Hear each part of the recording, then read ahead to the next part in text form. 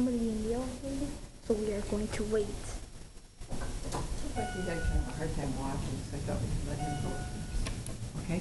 Okay? Yeah, I seen that. Oh, wow. Look at the braille for this, Grandma.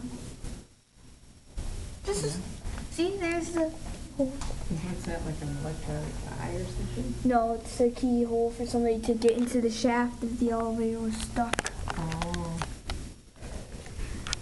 See, I got my hand right here. Not gonna force it open, but Well, look at your hand stuff. That's all we need. here it comes. Can hear it.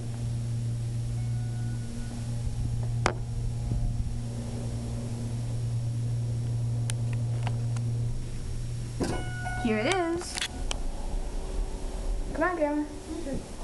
Let's go to 1, Shouldn't close. The close button does work on this elevator. Going down.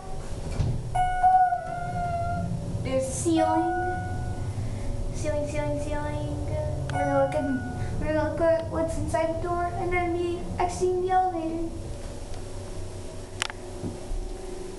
Unless if somebody else needs to use it, then obviously.